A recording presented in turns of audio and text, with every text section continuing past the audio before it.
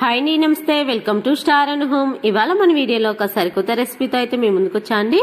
చాలా ఈజీగా కేవలం పొడి బియ్యం పిండితో అయితే 1 కప్పు పొడి బియ్యం పిండితో వినాయక చవితికి అయితే 5 రకాలైనటువంటి ప్రసాదాలు అయితే ఈ వీడియోలో అయితే చాలా ఈజీ మెథడ్లో అయితే చూపించానండి. స్టెప్ బై స్టెప్ అయితే చూసేయండి. ముందుగా అయితే మన వీడియోకి అయితే ఒక లైక్ అయితే ఇవ్వండి ఫ్రెండ్స్. ఇక్కడ ఒక గిన్నెనైతే తీసుకోవాలి. ఆ గిన్నెలో అయితే 2 టేబుల్ స్పూన్ల దాకా 2 లేదా 3 టేబుల్ స్పూన్ల దాకా శనగపప్పును అయితే తీసుకోవాలండి. ఇక్కడ ఈ శనగపప్పులో ఒకసారి క్లీన్ గా కడిగేసి నీళ్లు పోసి అరగంట సేపు అయితే నానబెట్టి పక్కన ఉంచుకోవాలి. ఇక్కడ ఒక ప్లేట్ అయితే తీసుకోవాలి. అందులోకి ఏదైనా నేను ఇక్కడ మెజర్మెంట్ కప్ అయితే తీసుకుంటున్నానండి. 1 కప్పు బియ్యం పిండికి వచ్చేసి 1 కప్పు నీళ్లలో పావు వంతు మాత్రమే ఈ బియ్యం పిండిలో చల్లుకుంటూ పొడి బియ్యం పిండిని అయితే కొద్దిగా తడిగా చేసుకోవాలండి. చూడండి, ఇక్కడ వీడియోలో చూపిస్తున్న విధంగా చాలా తక్కువ నీళ్ళని అయితే తీసుకోవాలండి. ఇలా పొడి పొడిగా ఉండాలి చూడ్డానికి. ఇలా ముద్దలాగా చేసినట్లయితే ముద్దలాగా అయితే ఫామ్ కావాలి. ఇప్పుడు అరగంట సేపు అయితే పిండిని అలానే పప్పుని అయితే నాననిద్దామండి.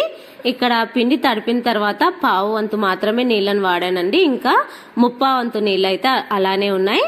మనం ఈ నీళ్ళనైతే పిండి కోసమే ఉడకబెట్టుకోవడానికి అయితే వాడాలండి. ఇక్కడ మళ్ళొక ప్యాన్ తీసుకుని అరగంట తర్వాత 1 కప్పు మాత్రమే నీళ్లు వేసి నానిన పప్పునైతే ఈ నీళ్ళల్లో వేసి మూత పెట్టేసి 2-3 నిమిషాలు మాత్రమే మీడియం ఫ్లేమ్ మీద ఉడికించుకోవాలండి. ఈ పప్పును వచ్చేసి ఇలా 2-3 నిమిషాలు ఉడికిన తర్వాత మనకైతే ఎక్కువగా పప్పు నానవసరం లేదండి. సగం వరకు కుక్ అయినట్లయితే సరిపోతుంది. ఇప్పుడు మనం ఏ కప్పుతో బియ్యం పిండి తీసుకున్నామో స్వీట్ కొద్దిగా ఎక్కువగా ఇష్టపడే వాళ్ళు 1 కప్పు బెల్లం తురుమును అయితే వేసుకుని మూత పెట్టేసి మళ్ళొక నిమిషం పాటు బెల్లం కరిగే వరకు అయితే కరిగించుకోవాలండి. చూడండి, మనకు చక్కగా అయితే బెల్లం కరిగిపోయిందండి. ఇప్పుడు 2-3 టేబుల్ స్పూన్ల వరకు ఎండు కొబ్బరి లేదా పచ్చి కొబ్బరి తురుమును అయితే వేసుకోవాలి. అలానే పావు టేబుల్ స్పూన్ దాకా ఇలాచీ పౌడర్ వేసుకోవాలండి. మీకు ఇష్టమైనట్లయితే వేసుకోండి, లేదంటే స్కిప్ చేసుకోవచ్చు. ఈ టైంలో 1 టేబుల్ స్పూన్ అంతా నెయ్యి కూడా వేసుకోవచ్చు అండి ఇష్టపడే వాళ్ళైతే. ముందుగా మనం అరగంట సేపు నానబెట్టుకున్న బియ్యం పిండిని అయితే వేసి చక్కగా అంతా ఒకసారి కలిసేలాగా కలుపుకొని మూత పెట్టేసి 1 నిమిషం పాటు ఇలా ఉడికించుకోవాలి.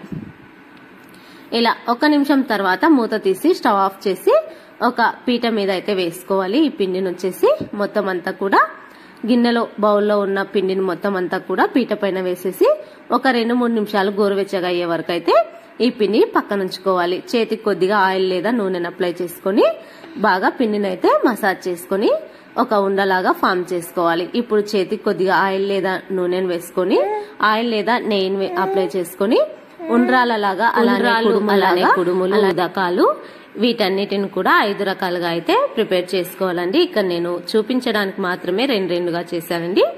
ఇక్కడ 1 కప్పు పిండికి వచ్చేసి ఒక్కొక్కటి వచ్చేసి నాకైతే 5 అయితే అయ్యాయండి. చూడండి, అన్ని కూడా ముందుగా ఇలా ప్రిపేర్ చేసుకున్నట్లయితే మనకు చాలా ఈజీగా అయితే కుక్ చేసుకోవచ్చండి. ఇలా మొత్తం అన్ని కూడా చాలా ఈజీగా అయితే ప్రిపేర్ చేసుకోవచ్చండి.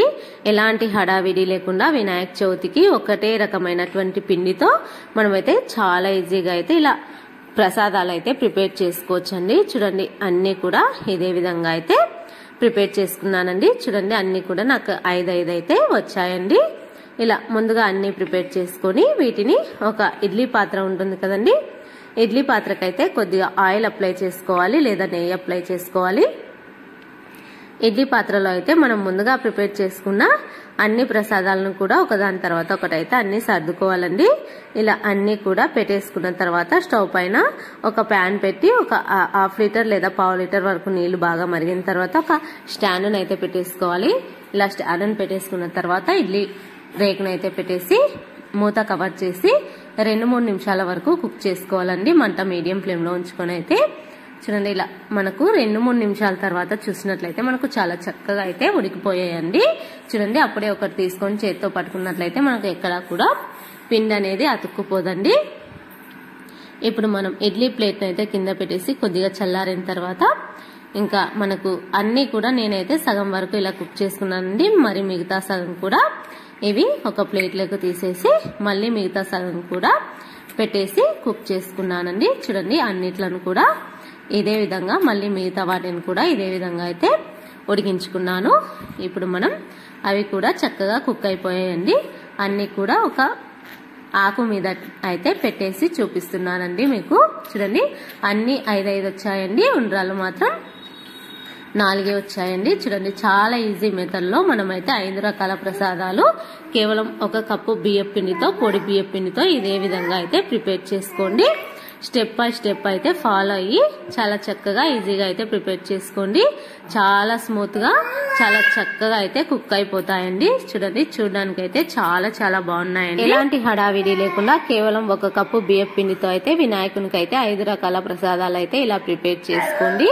ఈ వీడియో మీకు నచ్చినట్లయితే మీ ఫ్రెండ్స్ అండ్ ఫ్యామిలీకి అయితే షేర్ చేయండి. అలానే ఇలాంటి మరెన్నో రెసిపీస్ మన ఛానల్లో ఉన్నాయి, ఒకసారి చెక్ చేయండి. వీడియో నచ్చినట్లయితే లైక్ చేయండి. Thanks for